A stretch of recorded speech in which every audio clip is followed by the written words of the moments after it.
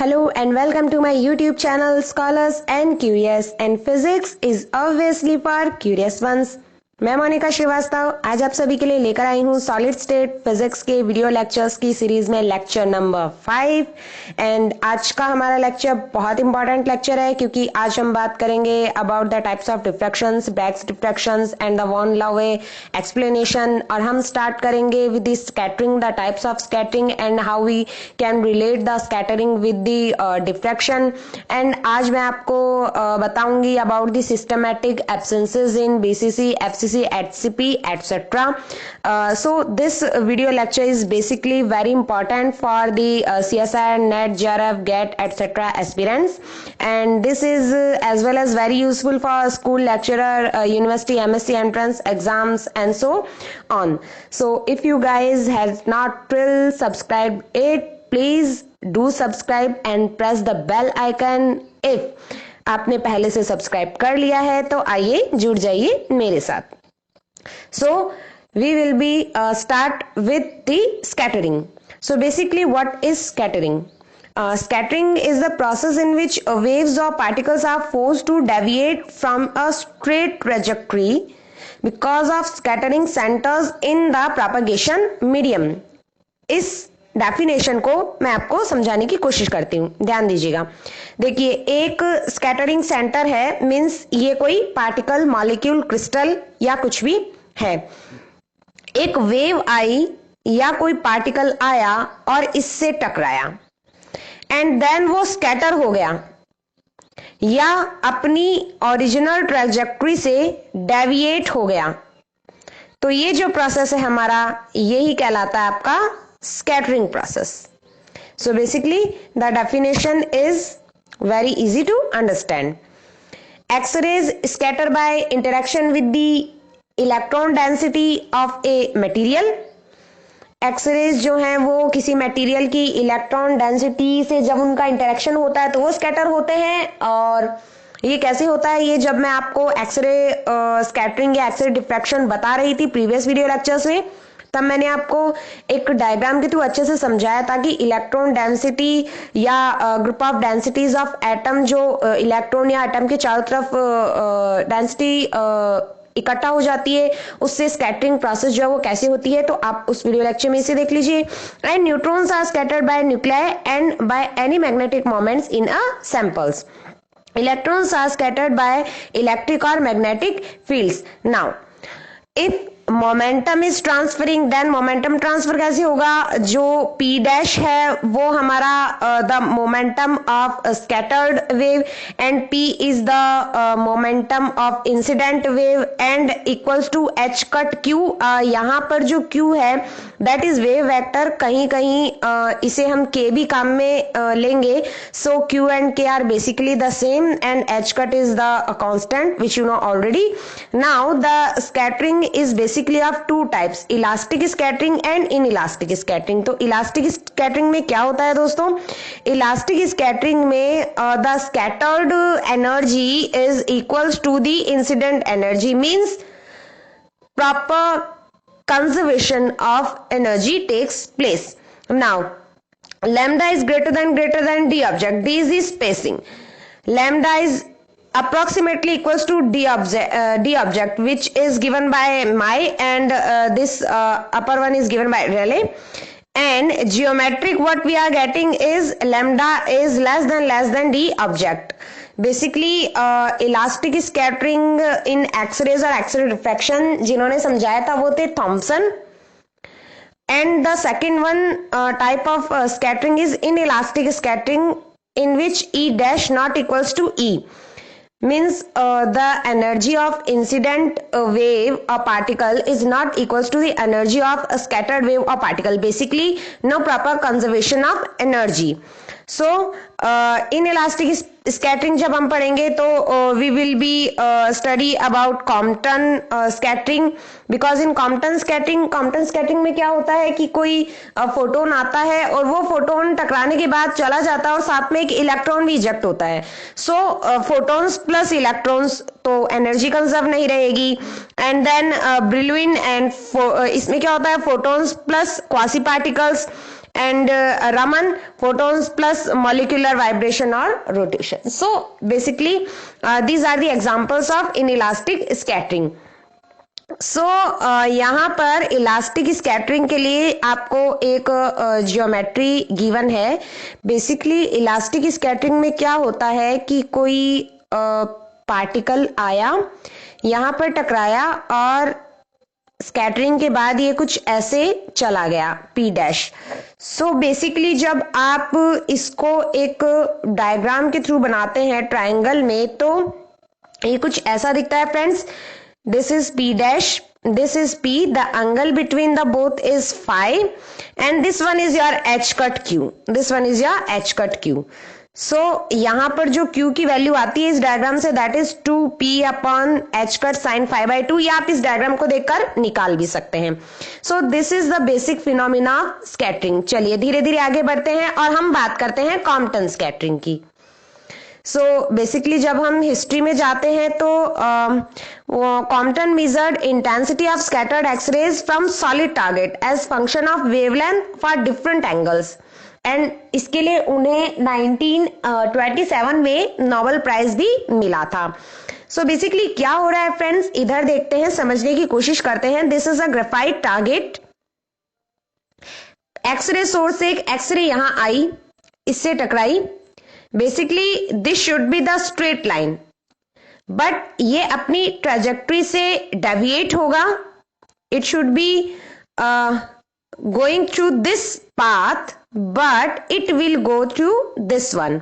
So the deviation angle will be theta.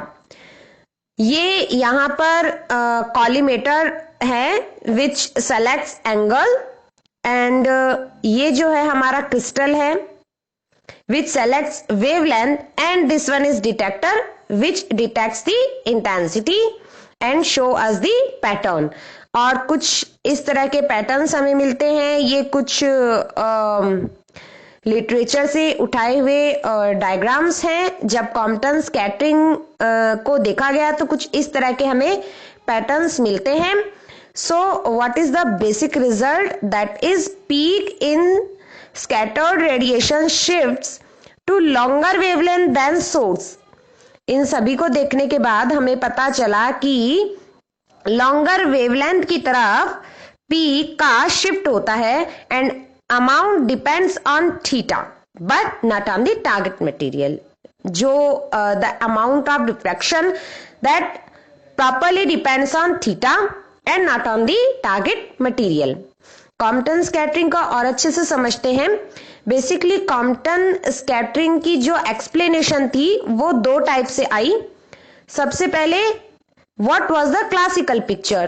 तो जो classical physics के अकॉर्डिंग समझाया गया वो ये था कि oscillating electromagnetic field causes oscillations in positions of charge particles which re-radiate in all directions at same frequency and wavelength as incident radiation. This was the Thomson scattering.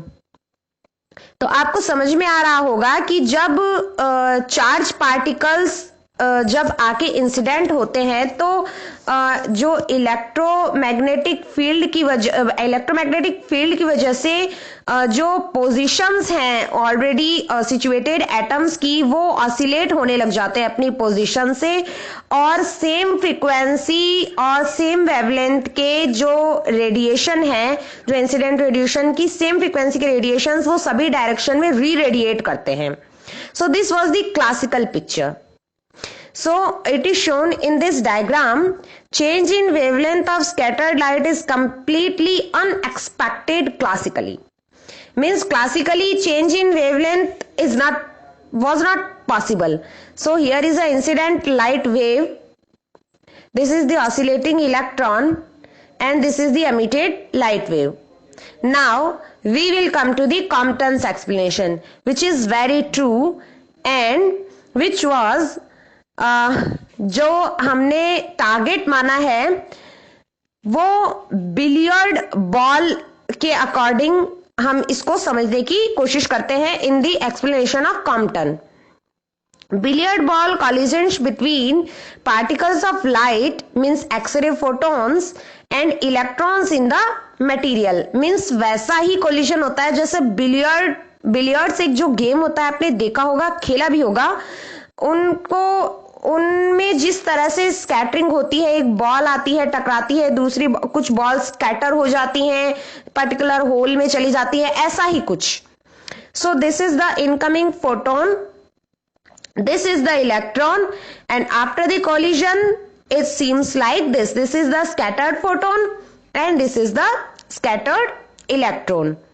Okay, now so basically ये हो रहा है हमारे पास, ये पिछले वाला ही diagram है जो मैंने यहाँ पर फिर से बनाया हुआ है.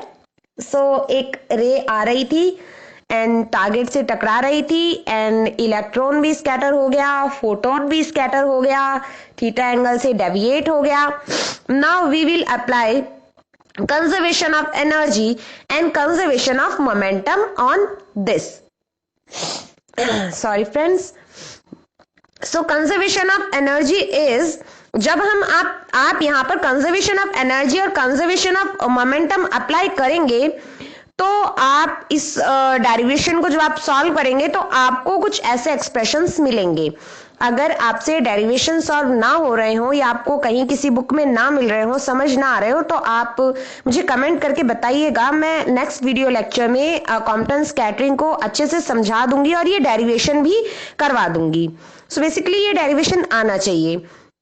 यहाँ पर जो आप लैम्डा सी की बात करेंगे that will be Compton wavelength, जो कि h upon M E C होगा. और क्योंकि h भी कांस्टेंट है, M E means mass of electron and C means velocity of light. जब आप इसको सॉल्व कर लेंगे तो ये आपके पास कांस्टेंट वैल्यू एक रहेगी लैम्डा सी की, which will be 2.4 into 10 to the power minus 12 metre. So this is basically the Compton scattering. और कॉम्पटन स्कैटरिंग में जो अनशिफ्टेड पीक्स होती हैं, हर एंगल के लिए कुछ ना कुछ अनशिफ्टेड पीक्स भी होती है. मीन्स सेम वेवलेंथ के लिए भी कुछ रेज आती हैं, but shifted peaks means they are deviated. And this is the basic formula. Okay, now we will come to the X-ray scattering. X-rays, basically the wavelength of X-rays in angstrom is 12400 upon E, which E is in electron volt. Okay, if we will talk about 100 electron volt, the word we will use is soft photons. And if we will talk about 100 kilo electron volt, the word we will use is hard photons. Now diffraction from crystals is due to X-rays, then it is basically elastic and inelastic. When elastic, when delta equals to 0, that is Thomson explanation, and when delta is not equals to 0, that will be inelastic. It is like Compton X-ray scattering. So X-rays की जो discovery थी उसके लिए और crystal से X-rays के diffraction को समझाने के लिए रॉन्जन एक साइंटिस्ट है जिन्हें 1901 में नोबेल प्राइज भी मिला था. And basically we'll start X-ray diffraction with the basics. First, what is diffraction? Diffraction refers to the apparent bending of waves around small objects and the spreading out of waves past small apertures. Diffraction को आप ऐसे समझिए, एक real life का example लेते हैं. एक torch आपने जला रखी है, आप उस पर अपने हाथों की चारों उंगलियां उस टॉर्च पर रख दीजिए और उस टॉर्च को जहां से रोशनी आ रही है वहां पर आप ढक लीजिए. बहुत स्मूथली रखिएगा, बहुत हार्डली नहीं. आप ऐसा करेंगे तो आप देखेंगे कि आपकी जो उंगलियां हैं उनके बीच में जितना भी स्पेस है उनके बीच में से रेड कलर की लाइट आपको शो होगी. आपने नोटिस भी किया होगा, ये चीज आपने किया भी होगा. वो जो रेड कलर की लाइट है, क्योंकि टॉर्च की लाइट या तो व्हाइट थी या तो येलो थी, तो वो जो रेड कलर की लाइट है that is diffracted light. Diffraction किसके थ्रू हुआ? आपकी जो फिंगर्स हैं वो बैरियर बन गई in the path of light, और इस तरह एक स्पेसिफिक पाथ डिफरेंस जनरेट हुआ, वेवलेंथ चेंज हो गई और आपको डिफ्रैक्शन पैटर्न मिला in the form of red light. So this is basically the real life example. So basically diffraction is apparent bending of waves. ये आप याद रखिए. नाउ हम बात करेंगे क्रिस्टल डिफ्रैक्शन की, क्योंकि हम सॉलिड स्टेट पढ़ रहे हैं तो हमें सिर्फ क्रिस्टल्स की ही बात करनी है. अगर हम रियल स्पेस में डिफ्रैक्शन की बात करेंगे और जब हम रियल स्पेस के लिए डिस्क्रिप्शन देंगे तो हम ब्रैग्स लॉ की बात कर रहे हैं. अगर हम मोमेंटम या फूरियर स्पेस में डिस्क्रिप्शन देंगे तो हम वॉन लाउवे डिफ्रैक्शन की बात करेंगे. ये है सर W.H. ब्रैग एंड ये है sir von Laue and he is sir W.L. Bragg. Now चलिए धीरे धीरे बढ़ते हैं. Bragg's law of diffraction. Previous video lectures में भी मैंने आपको ब्रैग्स लॉ ऑफ डिफ्रैक्शन पढ़ाया है. तब मैंने आपको कहा था कि मैं आपको ब्रैग्स लॉ के लिए जो 2d sin theta equals to L lambda ये जो डेरिवेशन है ये मैं आपको नेक्स्ट वीडियो लेक्चर में करवाऊंगी. तो फ्रेंड्स आइए आज हम करेंगे ब्रैग्स लॉ ऑफ डिफ्रैक्शन के लिए जो हमारा स्टैंडर्ड फॉर्मूला है, जो स्टैंडर्ड इक्वेशन है 2d sin theta equals to N lambda, उसका हम डेरिवेशन देख लेते हैं. ब्रैग्स लॉ क्या है आपने तब भी बहुत अच्छे से समझा होगा आई होप, एंड मैं आपको फिर से बता देती हूँ. ये कोई क्रिस्टल के क्रिस्टल प्लेन्स हैं, ये जो आपको दिख रहे हैं ये है lattice points, and in crystal planes पर जब हमने एक्सरेज इंसिडेंट करवाई तो ये डिफ्रैक्शन, यहाँ से इनका डिफ्रैक्शन हुआ और ये कुछ इस तरह से चली गई एंड जो एंगल आपका बनता है इसको हम थीटा कंसिडर कर रहे हैं. A to C and C to B, the change in path will occur. So path difference हम A, C, B काम में लेंगे. Now peaks in the intensity of scattered radiation will occur when X-rays from successive planes interference constructively. देखिए friends, interference जो होते हैं वो दो टाइप के होते हैं, constructive interference and destructive interference. ये आपने 12th फिजिक्स में जरूर पढ़ा होगा. सो हमें जब भी पीक्स मिलेंगी सिर्फ हमें उन्हीं प्लेन्स से क्रिस्टल डिफ्रैक्शन की पीक्स मिलेंगी जब कंस्ट्रक्टिव इंटरफेरेंस फॉर्म होगा. अगर डिस्ट्रक्टिव होगा तो वहां पर हमें कोई पीक नहीं मिलेगी. ये आपको और आगे अच्छे से समझ में आ जाएगा.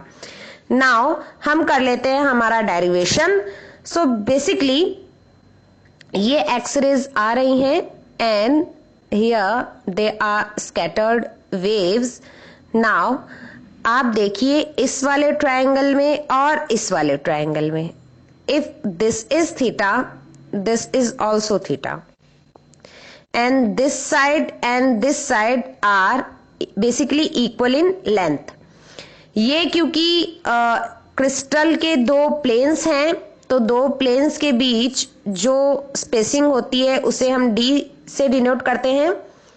Basically the distance between two parallel planes is d, spacing between planes. Now AC की अगर हमें वैल्यू निकालनी है इस वाले ट्रायंगल से तो क्या आ जाएगी फ्रेंड्स. देखिए ये तो है d आपका, ठीक है, और आपको AC निकालना है तो क्या आ जाएगा AC equals to D sine theta.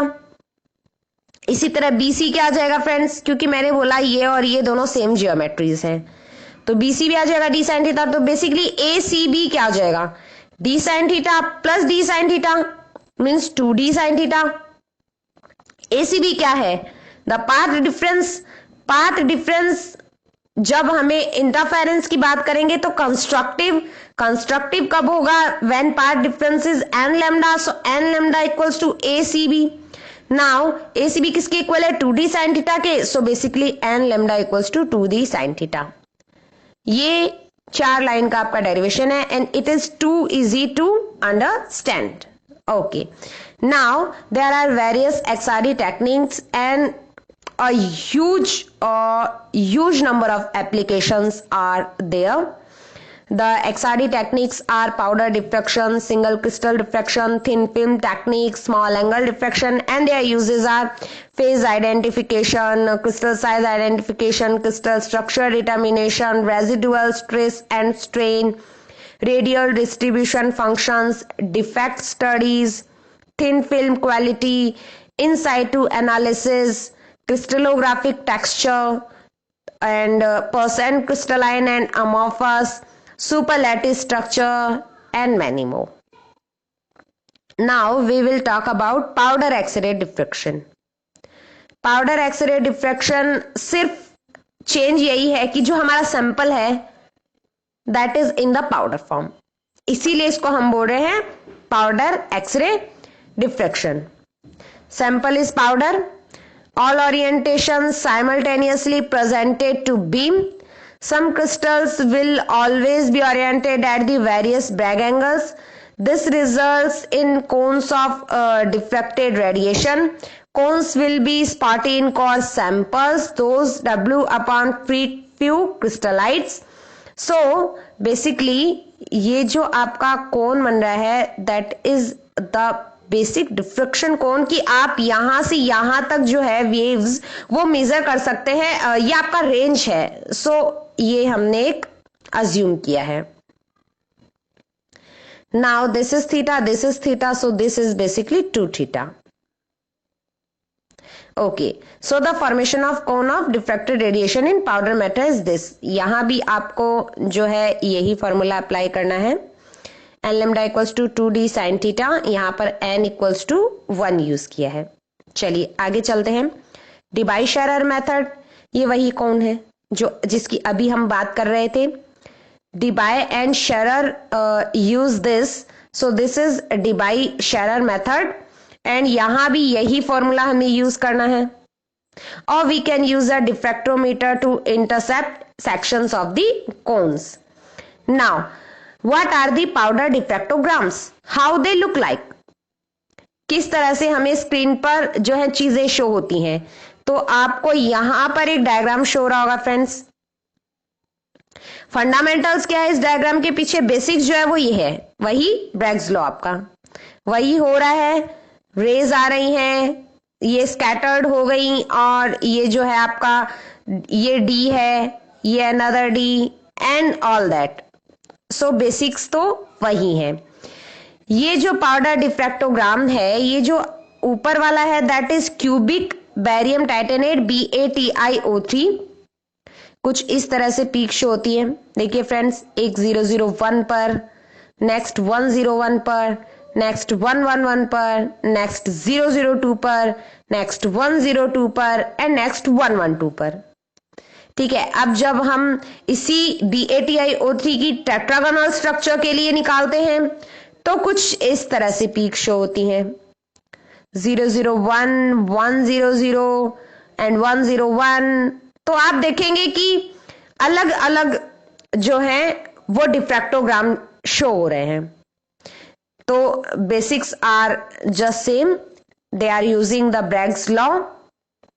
When we are increasing theta, D is decreasing and peak positions depend on D spacings of HKL and systematic absences. इन दोनों की ही हम बात करेंगे. Now डी स्पेसिंग के जो फॉर्मूलाज हैं इन्हें आप लिख लीजिए, नोट कर लीजिए और दिमाग में बिठा लीजिए. क्यूबिक के लिए क्या होता है, 1/d² equals to h² k² plus h² plus k² plus l² upon a². इसी तरह टेट्रागोनल के लिए 1/d² equals to h² plus k² upon a² plus l² upon c² and so on. तो वैसे मैं आप लोगों को ये पीडीएफ भी डिस्क्रिप्शन में लिंक दूंगी ड्राइव की, बट इसे आप एक जगह कहीं लिखकर बार बार देखिएगा तो आपको ये फॉर्मूले याद हो जाएंगे. ये बहुत काम की चीज है. Now we will talk about waves and plane waves.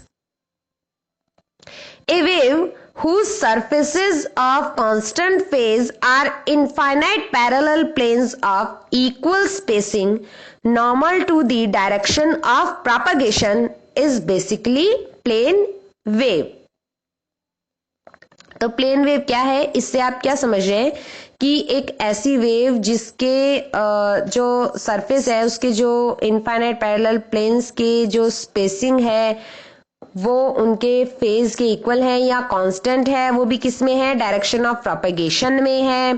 Basically plane wave को हम ऐसे लिखते हैं psi equals to A e raise to the power iota k r. यहाँ शाई है wave amplitude at point r, A maximum amplitude, k wave vector, r space vector. Amplitude is constant in any plane normal to k because k dot r is a constant for such plane। ऐसे planes जिनकी हम plane waves में बात करेंगे उनके लिए k dot r जो होता है वो कांस्टेंट होता है, and due to k dot r is constant k dot r1 equals to k r1। And जैसे ही हमने थीटा एंगल चेंज किया, देखिए इस डायग्राम के अकॉर्डिंग अगर 45 है तो ये हो गया cos 45, यहाँ लगा दीजिए। So k dot r2 equals to, देखिए ये हमारा k डॉट r1, यहां से अगर हमें इसकी वैल्यू निकालनी है तो 45 आप यहां पर लगाएंगे प्लेन वेव के अकॉर्डिंग, तो k r1 √2 cos 45 का वैल्यू क्या होता है 1 अपॉन √2, तो √2 से √2 कैंसल हो जाएगा एंड k डॉट r2 भी k डॉट r1 के ही इक्वल आएगा। सो बेसिकली किसी भी वेव फ्रंट में k डॉट r कांस्टेंट होगा। Now reciprocal lattice. Reciprocal lattice का बहुत बेसिक्स में आपको नहीं बता रही हूं क्योंकि मैं ऑलरेडी बता चुकी हूं कि रेसिप्रोकल लैटिस है क्या लास्ट वीडियो लेक्चर में। आप अगर आपने वो वीडियो लेक्चर नहीं देखा है तो प्लीज पहले आप वो देख लीजिएगा एंड देन आप यहां से कंटिन्यू कीजिएगा, क्योंकि रेसिप्रोकल लैटिस बहुत बेसिक है डिफ्रैक्शन, वॉन लावर डिफ्रैक्शन को समझने के लिए। तो हमें ये समझना होगा कि रेसिप्रोकल लैटिस क्या है। मैं यहाँ पर आज के टॉपिक से रिलेटेड ही बात कर रही हूं। So the reciprocal lattice of a Bravais lattice is the set of all vectors k such that, अभी हमने प्लेन वेव की बात करी थी कि the set of waves who are in phase और constant phase where k dot r is a constant. So basically e raise to the power iota k dot r equals to 1 for all real lattice position vectors r। now आपने reciprocal lattice वाला video देखा है तो आपको ये समझ में आ जाएगा कि डायरेक्ट लैटिस पोजीशन वेक्टर को हमने ऐसे लिखा था और रेसिप्रोकल लैटिस वेक्टर्स को हमने ऐसे लिखा था। जहां पर जो प्रिमिटिव वेक्टर्स थे रेसिप्रोकल लैटिस के उसको हमने डायरेक्ट लैटिस से निकाला था, तो ये फॉर्मूले हमारे आए थे। हमने इन पर कुछ एग्जाम्पल्स भी किए थे। Now, what are K and lattice planes? So basically एक थ्योरम है, थ्योरम नहीं कहिए आप इसको, एक बेसिक फंडामेंटल कह दीजिए of solid state, that for any family of lattice planes separated by distance d there are reciprocal lattice vectors perpendicular to the planes, the shortest of which has a length of 2 pi upon d। जो भी lattice planes, the family of all the lattice planes जो कि distance d से separate हैं, उनके लिए lattice vectors क्या होते हैं, उन प्लेन्स के परपेंडिकुलर्स होते हैं। और जो प्लेन्स के परपेंडिकुलर्स जो वेक्टर्स हम ड्रॉ करते हैं उनकी जो शॉर्टेस्ट जो लेंथ होती है वो 1 अपॉन डी या 2 पाई अपॉन डी के इक्वल होती है। इसको कैसे समझेंगे, देखिए ये हमारा एक रियल स्पेस लैटिस है, मींस डायरेक्ट लैटिस। ये इसके डिफरेंट प्लेन्स हैं, ये एक प्लेन, दूसरा प्लेन, तीसरा प्लेन, चौथा प्लेन, पांचवा प्लेन। अब क्या हो रहा है कि इनके बीच, दो प्लेन्स के बीच जो स्पेसिंग है उसको हम डी बोल रहे हैं। तो बेसिकली ये डी है, ये भी डी है, ये भी डी है। एंड अब अकॉर्डिंग टू दिस थ्योरम ये रेसिप्रोकल लैटिस की डेफिनेशन ही है फ्रेंड्स। रेसिप्रोकल लैटिस को ऐसे भी समझ सकते हैं और मैंने जो आपको पहले समझाया है वो भी एक तरीका है। तो रेसिप्रोकल लैटिस निकालने के लिए हमें क्या करना है, बेसिकली ये जो आपको प्लेन शो हो रहे हैं इस पर आपको परपेंडिकुलर्स ड्रॉ करने हैं। परपेंडिकुलर ड्रॉ किया, उस परपेंडिकुलर का मान लीजिए इस पॉइंट तक जो शॉर्टेस्ट डिस्टेंस होना चाहिए, वो जो ये स्पेसिंग है d, इसके प्रोपोर्शनल होना चाहिए, इनवर्सली प्रोपोर्शनल होना चाहिए। और अगर हम कांस्टेंट भी काउंट करेंगे तो 2π/d, जो कि आपको यहां गिवन है। तो बेसिकली इस डायग्राम में देखिए दोस्तों, इस वाले डायग्राम में ये हमारे डायरेक्ट लैटिस पॉइंट्स हैं, इन पर हमने परपेंडिकुलर ड्रॉ करना है, मान लीजिए इस पॉइंट तक। तो ये जो है वो हमारा रेसिप्रोकल लैटिस का एक पॉइंट बन गया। याद रखिए दोस्तों, मैंने आपको बताया था कि जो डायरेक्ट लैटिस, जो क्रिस्टल लैटिस होता है, उसमें जो प्लेन्स होते हैं वो रेसिप्रोकल लैटिस में पॉइंट्स बन जाते हैं। यानी रेसिप्रोकल लैटिस का एक पॉइंट एक प्लेन को शो करता है। तो वही है जो मैं आपको यहां समझाने की कोशिश कर रही हूं। बेसिकली यहां g जो है वो k के इक्वल है। ओके, और k क्या है हमारा? 2πn/d। Now what is the von Laue description of diffraction? Von Laue ने डिफ्रैक्शन को रेसिप्रोकल लैटिसेस के लिए डिफाइन किया था, या यूं कह दीजिए मॉडिफाई किया था। जब हम डायरेक्ट लैटिस में डिफ्रैक्शन पढ़ रहे थे तो हम ब्रैग्स लॉ की बात कर रहे थे, और जब हम रेसिप्रोकल लैटिस की बात कर रहे हैं डिफ्रैक्शन के लिए तो हम वॉन लावे डिस्क्रिप्शन की बात कर रहे हैं। ये ब्रैग्स डिस्क्रिप्शन के बहुत इक्विवेलेंट है, क्रिस्टलोग्राफी भी वैसे ही करनी है। नाउ हो क्या रहा है, देखिए ये एक प्लेन है डायरेक्ट लैटिस का, ये दूसरा प्लेन है। सो P1 एंड P2 हमने एक परपेंडिकुलर ड्रॉ किया, यहां से यहां या यहां से यहां, जैसा कि आपको इस डायग्राम में शो हो रहा है। अब देखिए हो क्या रहा था, एक्सरेज आ रही थी, टकरा रही थी, एंड देन स्कैटर हो रही थी, एंड वो सब ब्रैग्स लॉ में जो भी हो रहा था। सो बेसिकली रेसिप्रोकल अगर लैटिस हम माने तो these are the points. Theta वगैरह बनाएंगे d sin थीटा से, 2d sin theta equals to l lambda. जब हम रिलेशन निकालेंगे सब प्रोसेसेस सेम ही होंगी ना रेसिप्रोकल लैटिस के लिए भी। तो आप इस डायग्राम को देखकर ये समझ सकते हैं कि वॉन लावे डिस्क्रिप्शन जो है वो बहुत सिमिलर है ब्रैग्स लॉ के। और ये Q equals to 2p/h cut sine π/2 मैंने आपको अभी बताया है थोड़ी देर पहले। Q को K के भी इक्वल लिख रहे हैं। बस वॉन लावे ने क्या बोला कि constructive interference occurs when scattering vector is a reciprocal lattice vector. Constructive interference कब होगा? जब स्कैटरिंग जो वेक्टर है वो आपका रेसिप्रोकल वेक्टर हो। रेसिप्रोकल वेक्टर होगा अगर स्कैटरिंग वेक्टर, तो ही कंस्ट्रक्टिव इंटरफेरेंस होगा। और याद रखिए जब कंस्ट्रक्टिव इंटरफेरेंस होगा तो ही हमें पीक मिलेगी, अदरवाइज इंटेंसिटी 0 हो जाएगी और हमें कोई पीक नहीं शो होगी। Now we will do some diversion of von Laue condition. So consider two scatters, और यहां पर आपको डायग्राम में इजीली शो हो रहा है। मैं ज्यादा ड्रॉ नहीं करूंगी ताकि ये आपको अच्छे से दिखता रहे क्लियरली, आप जस्ट समझते जाइए। Path difference between the rays, अगर आप देखेंगे यहां पर path difference between the rays is this and this. So d cos theta plus d cos theta dash equals to d dot n cap minus n cap dash. n cap and n cap dash are the direction vectors. Basically condition for constructive interference क्या होती है हमारा? Path difference equals to n lambda, और path difference क्या आ रहा है आपका? 2d means d cos theta plus d cos theta dash. So d n minus n dash equals to n lambda, and now multiply through by 2π/लैम्डा dash. So इसको multiply कर दिया, and from Bravais lattice of scatterers, Bravais lattice of scatterer से हमने जब d को r से equate किया, so we are getting this, and iota से मल्टीप्लाई करके एक्सपोनेंशियल पर रेज कर दीजिए। ये आ गया e raise to the power iota 2πn, and friends e raise to the power 2πn iota की वैल्यू जो होती है वो 1 होती है। So basically e raise to the power iota k dash minus k r equals to 1 हो गया। So k dash minus k equals to क्या हो गया? कैपिटल के। आप ये ध्यान रखिए कि जब हम के डैश कह रहे हैं तो that is for scattered wave vector, and जब हम के कह रहे हैं that is for incident wave vector. And ये जो हम कैपिटल के की बात कर रहे हैं ये है interaction of wave vector with the material और सॉलिड।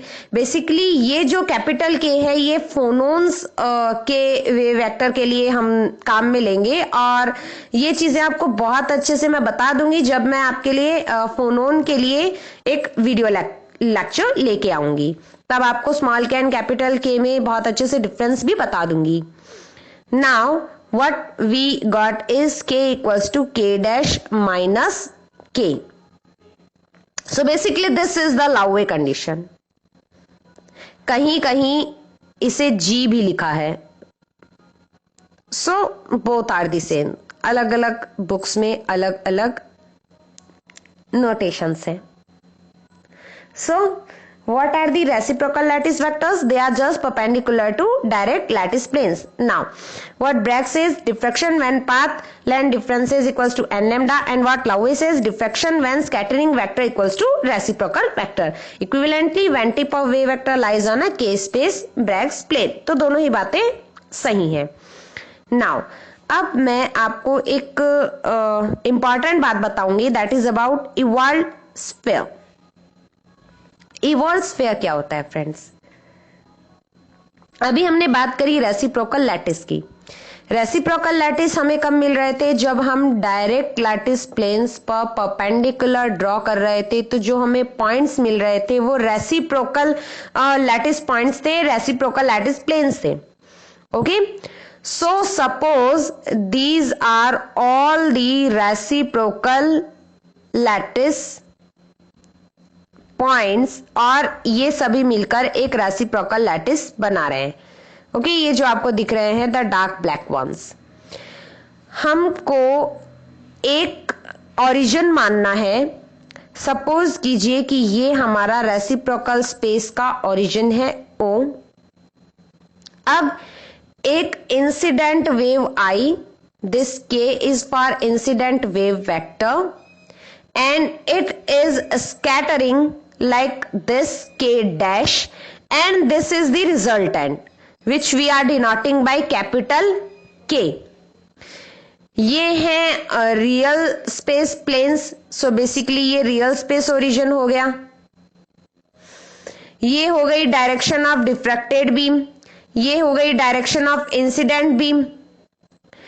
अब हमें क्या करना है, इसको सेंटर और इसको रेडियस मानकर एक सर्किल ड्रॉ करना है, एक स्फीयर ड्रॉ करना है, और इस स्फीयर की या सर्किल की सरकमफेरेंस पर जितने भी लैटिस पॉइंट्स आएंगे, जैसे कि ये वहां कंस्ट्रक्टिव इंटरफेरेंस होगा।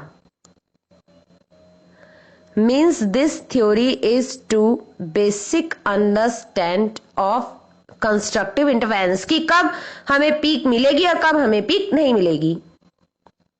रेसिप्रोकल स्पेस में हम एक आर्बिट्ररी स्फीयर कंस्ट्रक्ट करते हैं which provides the relationship between the orientation of a crystal and the direction of beams diffracted by it। और इसका रेडियस क्या होता है? The radius of the evolve sphere used to be the incident wave vector length. Okay, now diffraction occurs only when a reciprocal lattice point lies on the surface of evolved sphere। ये मैंने आपको बता दिया कि जब इसकी surface पर lattice points जहां लाई करेंगे, डिफ्रैक्शन वही होगा। And this is the Laue condition, and this is what we know. So basically these are some examples to understand evolved sphere, and let me skip this because ये बहुत ज्यादा हमारे काम का नहीं है। Now there is no Bragg peaks for a general incident X-ray, because देखिए अगर आपने ये evolved sphere बनाया है तो यहां पर origin के अलावा कोई भी और लैटिस पॉइंट जो है वो इसकी सरफेस पे नहीं सिचुएटेड है. So no Bragg peaks for a general incident रे.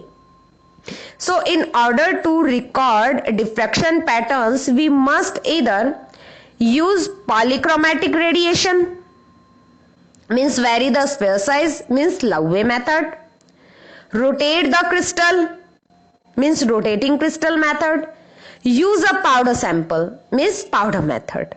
ओके सो अगर जनरल इन रे हम इंसिडेंट करवाएंगे क्रिस्टल पर तो हमें बेसिकली डिफ्रेक्शन शो नहीं होगा, कोई भी ब्रैग पीक शो नहीं होगी. तो इसके लिए हमें ये सभी मेथड्स जो हैं वो यूज में लेने होते हैं. तो यहां से आपको ये भी पता चल गया कि हम डिफरेंट टाइप्स ऑफ मेथड्स क्यों यूज कर रहे हैं. ओके नाउ जो पीक्स हमें शो हो रही हैं उनकी इंटेंसिटीज जो होती हैं वो कैसे आती हैं और किस पर डिपेंड करती हैं, अब हम इसकी बात कर लेते हैं. Basically, peak intensities depend on the first one, intensity scattered by individual atoms, and the second one, the resultant wave from atoms in unit cell. जो पहला वाला है वो फॉर्म फैक्टर की बात करेगा और जो दूसरा वाला है वो स्ट्रक्चर फैक्टर की बात करेगा. ये दोनों क्या हैं ये आपको अभी समझ में आ जाएगा.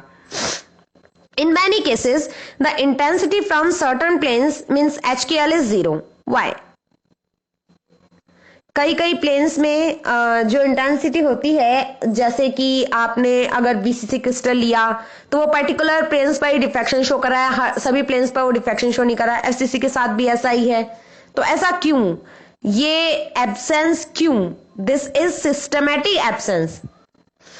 Possible reasons are symmetry of crystal causes complete cancellation of beam, means systematic absence, and happenstance. सो हम सिस्टमैटिक एब्सेंस की बात करेंगे.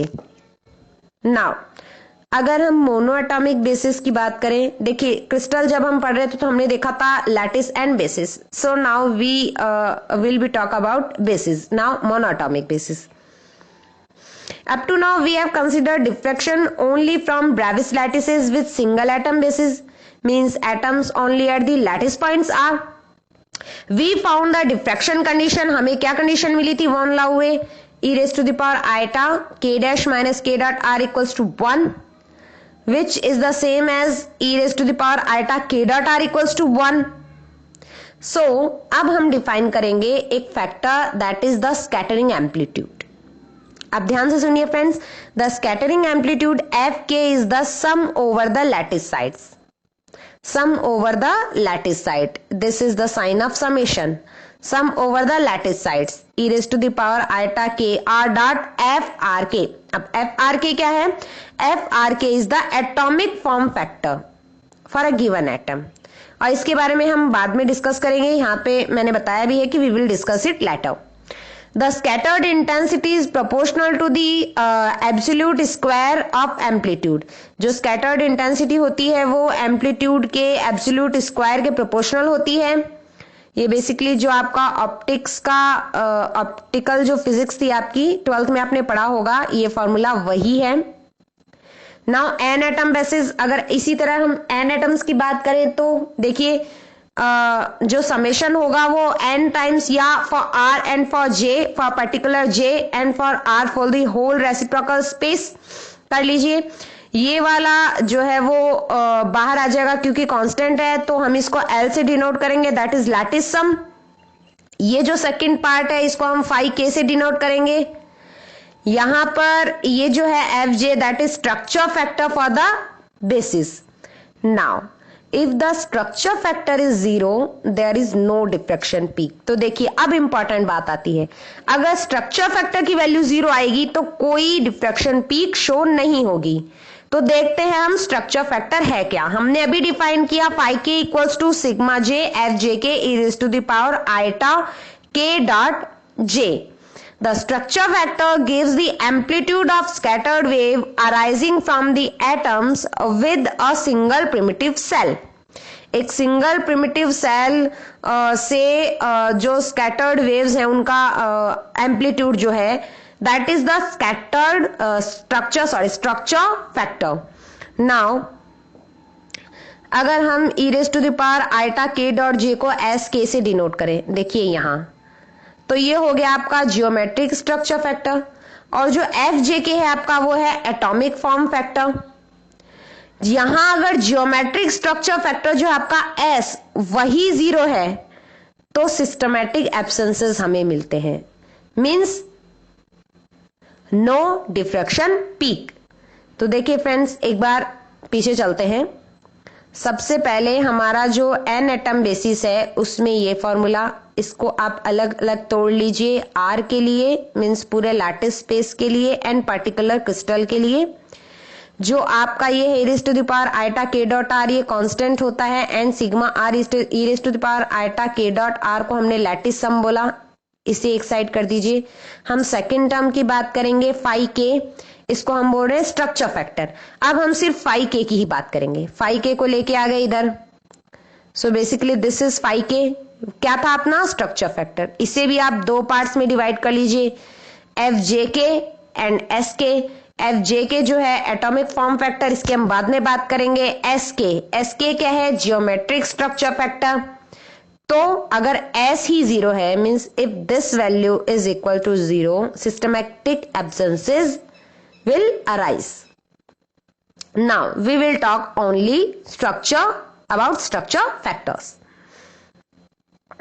So friends, the amplitude of the rays scattered at positions d1 up to dn are in the ratios like e raised to the power iota k dot d1, e raised to the power iota k dot d2 and up to e raised to the power iota k dot dn.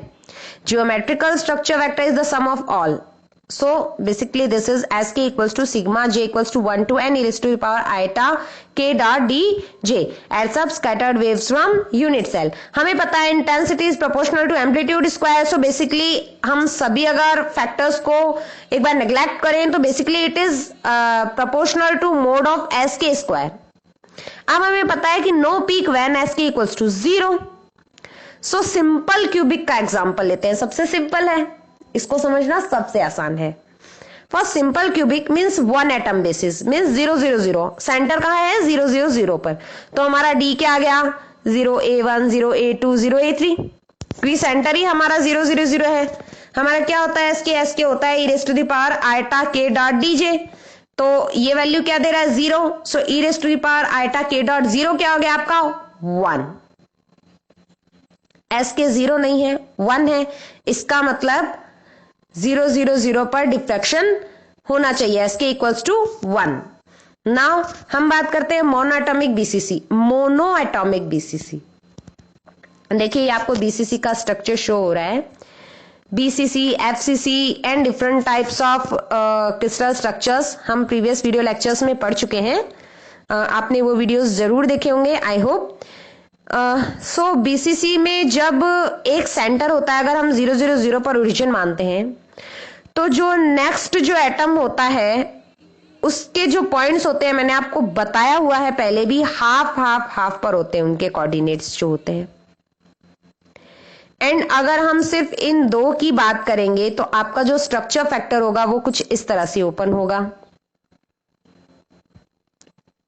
यानी कि k क्या हो जाएगा आपका 2 pi upon a h x cap plus k y cap plus l z cap, जो आपका k होता है। तो आपने क्या कर देना है, ये वैल्यूज को सॉल्व कर लीजिए, e raised to the power iota k dot 0 यानी 1, और ये हो गया आपका आइटा के a/2, तो यहां से आ गया। आप इसको जब सॉल्व करेंगे तो आपके पास आएगा iota pi h plus k plus l. e raised to the power iota pi की जो वैल्यू होती है वो होती है फ्रेंड्स -1, ये आपको पता होगा। सो ये आ गया हमारे पास 1 plus -1 raised to the power h plus k plus L. अब सपोज कीजिए हमें s इक्वल्स टू 0 बनाना है, s इक्वल्स टू 0 बनाने के लिए आप क्या कीजिए, इन तीनों की ऐसी वैल्यूज रखिए कि -1 की पावर जो है वो ऑड बन जाए। अगर -1 की पावर कोई ऑड नंबर बनेगा, जैसे 1 बनेगा, तो 1 -1 यानी 0 हो जाएगा, ठीक है। तो if h plus k plus L odd है तो s जो होगा वो आपका 0 होगा, मीन्स कोई पीक शो नहीं होगी। अगर h plus k plus L even है, सपोज कीजिए 2 है, तो -1 की पावर 2 क्या हो गया फ्रेंड्स, +1 हो गया, एंड 1 + 1 क्या हो गया आपका 2 हो गया। यानी if H plus K plus L even है तो S इक्वल्स टू 2 मिलेगा, यानी डिफ्रैक्शन होगा और हमें पीक शो होगी। अगर H plus K plus L odd है तो हमें कोई पीक शो नहीं होगी। This is systematic absence. यानी BCC स्ट्रक्चर के लिए, ये आप ध्यान से सुनिएगा, BCC स्ट्रक्चर के लिए जब H plus K plus L की वैल्यू इवन होती है तो ही डिफ्रैक्शन शो होता है। यानी सिर्फ वही प्लेन्स डिफ्रैक्शन शो करेंगे जिनके लिए मिलर इंडिसेस जो है HKL, वहां H plus K plus L की वैल्यू इवन नंबर आती हो। जैसे कि इस एग्जांपल से समझिए, 100 प्लेन की हम बात कर रहे हैं, BCC की बात कर रहे हैं। तो 100 यानी D100 ये स्पेसिंग हो गई। अब एक्सरेज आई, अब हो क्या रहा है फ्रेंड्स, देखिए ये है आपका 100 प्लेन, ये है 100 प्लेन, ओके। यहां इनके बीच में ये बॉडी सेंटर्ड वाला एटम है, इन दोनों प्लेन्स के बीच में। ये क्या कर रहा है, पूरा बीम का जो डिफ्रैक्शन ही है उसे ही कैंसिल कर दे रहा है, क्योंकि यहां से डिफ्रैक्शन हो रहा है इन अ पर्टिकुलर डायरेक्शन, यहां से भी सेम डायरेक्शन में होगा, बट ये 180 degree out of phase diffraction देगा। ये जो बीच वाला आपका जो एटम होता है BCC में, सेंटर में जो एटम होता है वो आपका 180 degree, exact 180 degree out of phase, यानी इन दोनों की वजह से डिफ्रैक्शन हुआ वो इसने कैंसिल कर दिया। 100 क्या था, H plus K plus L, कितनी वैल्यू आई 1, डिफ्रैक्शन ही नहीं होगा, ऐसे यहां पे 0 हो गया। अब इस वाले एग्जांपल समझिए, 200 प्लेन। 200 प्लेन कौन सा होगा फ्रेंड्स, ये वाला पे, इस तरह से ये जो प्लेन्स हैं ये 200 प्लेन्स। अब क्या होगा, यहां से भी डिफ्रैक्शन होगा, यहां से भी डिफ्रैक्शन होगा, यहां से भी डिफ्रैक्शन होगा, कैंसिल होगा ही नहीं डिफ्रैक्शन, यानी डिफ्रैक्शन पीक शो होंगी। तो H plus K plus L क्या हो गया, 2 plus 0 plus 0 equals to 2, even number.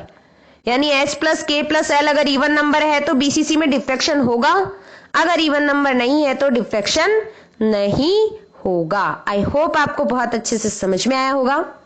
Now we will talk about FCC। FCC का भी ऐसा ही है। FCC में क्या होता है फ्रेंड्स, जो आपको यहाँ स्ट्रक्चर दिख रही है, जो फेजेस होते हैं उन पर एक एक एटम जो है वो सिचुएट होता है। सो बेसिकली अगर आप इसको सेंटर मानेंगे तो ये और ये, इन चारों की आप बात करेंगे नियरेस्ट नेबर्स में। तो देखिए हम इन चारों की ही बात कर रहे हैं।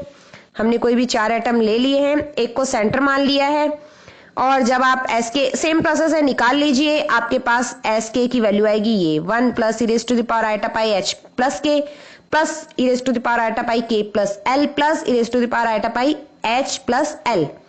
नाउ अगर आपको 0 निकालना है तो आप कोई भी कॉम्बिनेशन रख सकते हैं other than if H plus K plus L, H plus L all even और all odd. H plus K plus L और H प्लस L, इन सब की वैल्यू या तो इवन आनी चाहिए सबकी, या ऑड आनी चाहिए, तब तो डिफ्रैक्शन होगा। और इसके अलावा जो भी कंडीशन बनेगी उनमें डिफ्रैक्शन नहीं होगा। आप इसे ऐसे भी समझ सकते हैं कि जैसे मैं आपको एक एग्जांपल से समझाऊंगी आगे। We will talk now about polyatomic structures. Polyatomic means, अभी हमने मोनोएटॉमिक की बात करी थी, तो पॉलीएटॉमिक के लिए आपको टोटल स्ट्रक्चर फैक्टर काम में लेना होगा।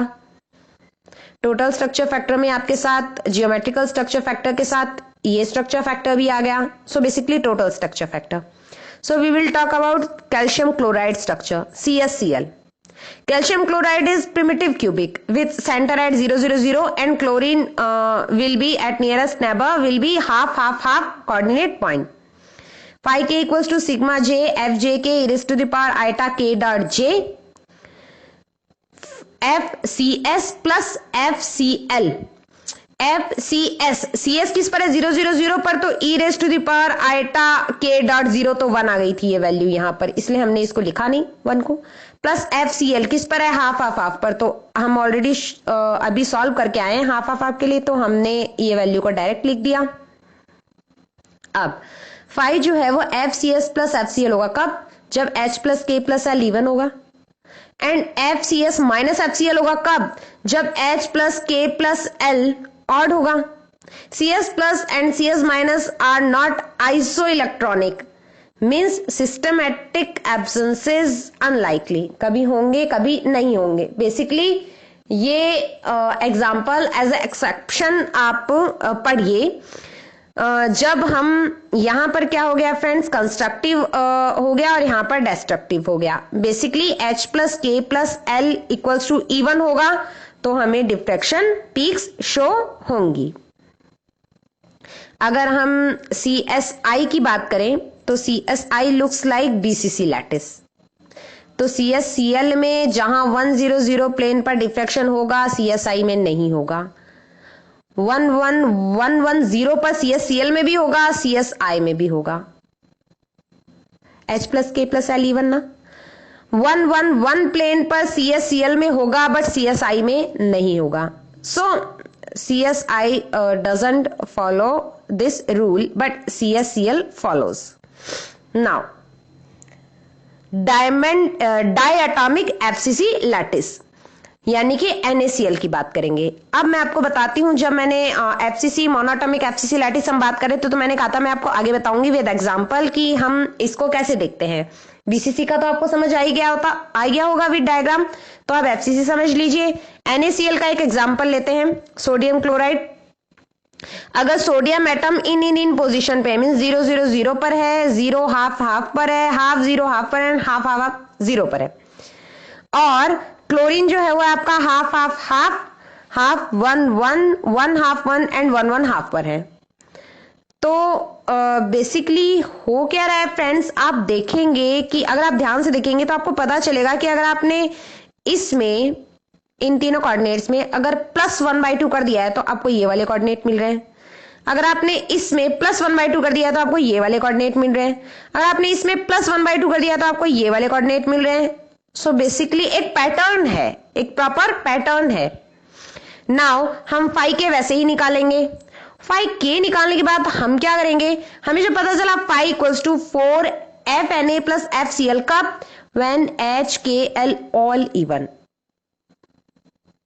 and phi equals to 4 FNA minus FCl when HKl all odd, और 0 कब हो जाएगा, इनके अलावा मीन्स ऑड इवन मिक्स होंगे तो बेसिकली ऑल इवन का मतलब मीन्स ऐसा कौन सा प्लेन हो गया, जैसे कि आपका हो गया 2 2 2 all even, 2 0 0 all even diffraction होगा, और ऑल ऑड मीन्स 1 1 1 डिफ्रैक्शन होगा। बट अगर आप 1 0 0 की बात करेंगे तो देखो ये ऑड है, ये इवन है, ये इवन है, यहां इस प्लेन के लिए डिफ्रैक्शन नहीं होगा। समझ गए फ्रेंड्स, इस तरह से कुछ होता है FCC में। अब देखिए NaCl और KCl की बात कर लेते हैं। जैसे हमने CSCl और CSI की बात करी थी, तो ये टेबल से आपको अच्छे से समझ में आएगा, इसे देख लीजिएगा। अब हम बात करते हैं डायमंड स्ट्रक्चर की। Diamond structure basically FCC lattice है विद 2 एटम बेसिस। 1 0 0 पर है, 0 0 0 पर एक एटम यानी सेंटर, और दूसरा है 1/4 1/4 1/4। इसके लिए स्ट्रक्चर फैक्टर निकाल लिया, जियोमेट्रिकल स्ट्रक्चर फैक्टर, और इससे हमें पता चला कि ये जो कंडीशंस हैं, S इक्वल्स टू 8 कब आएगा, H plus K plus L twice N even number, means even number का दुगना। S equals to 4 1 plus minus iota कब आएगा, H plus K plus L odd होगा। अगर S इक्वल्स टू 0 आएगा जब H plus K plus L twice an odd number. So basically diamond structure को समझना थोड़ा सा मुश्किल हो जाता है, क्योंकि ये सब स्टैटिक्स याद रखने कभी कभी हम कंफ्यूज जाते हैं, बट आपके लिए चिंता की कोई बात नहीं है। नेट JRF या गेट में यहां से तो क्वेश्चन नहीं आएगा, ठीक है। तो आपको FCC BCC SC यही पढ़ना है। Now this is the summary of systematic absences. Condition for peak to occur, SC किसी भी HKl के लिए डिफ्रैक्शन होगा, पीक आएगी। BCC में कब आएगी, जब H plus K plus L even होगा।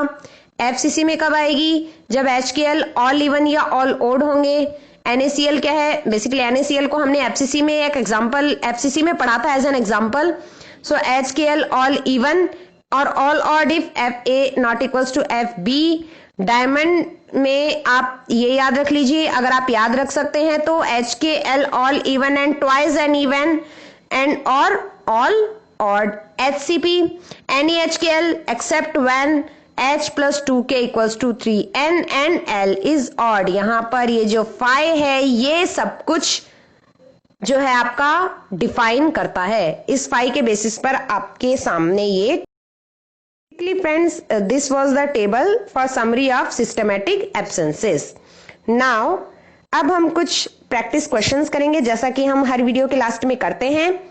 The question number 1 is the second order maximum in the diffraction of X-rays of 0.20 nanometer wavelength from a simple cubic crystal is found to occur at an angle of 30 degrees to the crystal plane. This distance between the lattice planes is. Bragg's law पर है, बहुत आसान सा question है. Basically आपको ये formula लगाना है 2d sin theta equals to n lambda. यहां पर आपको n की वैल्यू दे रखी है 2. आप फॉर्मूला अप्लाई कर दीजिए. थीटा 30 दे रखा है. जब आप इसको सॉल्व करेंगे तो आपके पास दिया जाएगा 4 एंगस्ट्रॉम, यानी कि option D will be the right one. Now second question, important question है, पहले आया हुआ भी है. Find the maximum radius of interstitial sphere that can just fit into the void between body centred atoms of BCC structure. So question समझ रहे होंगे आप. अगर BCC स्ट्रक्चर में दो एटम्स हैं, उनके बीच में जो खाली जगह है उसके बीच में अगर आपको कोई स्फीयर फिट करना है तो उसकी रेडियस कितनी होनी चाहिए. सो ये आपका BCC स्ट्रक्चर शो हो रहा है यहां पर डायग्राम में. यहां देखिए BCC में क्या होता है, बेसिकली जो आपका एटम होता है उसके जस्ट बीच में एक एटम और सिचुएट होता है जो आपका लैटिस होता है उसके बीच में. सो दिस इज दैट एटम. अगर आप इसको देखेंगे तो ये रेडियस हो गई r, ये हो गई r, और ये पूरा ही आ गया, मीन्स बीच वाले का पूरा ही आ गया तो 2r. तो basically 2r means r plus r plus ये जो सेंटर वाला था उसके लिए 2r इक्वल्स टू a, यानी ये पूरा आपका एक लैटिस पैरामीटर बनेगा, a बनेगा.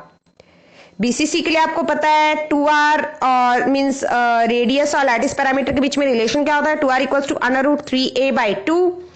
तो इसकी वैल्यू रख दीजिए आप यहां पर √3a/2 minus a plus 2r equals to 0. 2r यहां पर क्या आ गया फ्रेंड्स, a 0.283/2. और आप इसको सॉल्व करेंगे तो आपके पास r की टर्म्स में आ गया capital R equals to 0.155 small r, यानी कि इस रेडियस का स्फीयर जो है वो इस इंटरस्टिशियल जो ये वॉइड है इसके बीच में पूरी तरह से फिट हो जाएगा. सो इंपॉर्टेंट क्वेश्चन था, इजी भी था. So this is all for today. Thank you for watching and please like, subscribe and share to your friends. Keep working hard, stay home, stay safe. Thank you.